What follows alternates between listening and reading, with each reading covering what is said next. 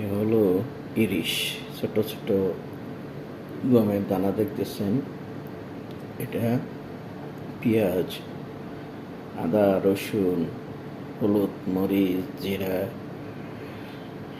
Black pepper, tomato paste সব কিছু দিয়ে এটা তৈরি করতেছি।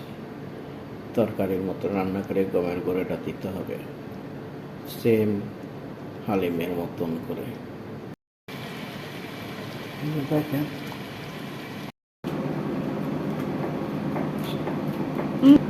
Alas? Eh. 10 minutes.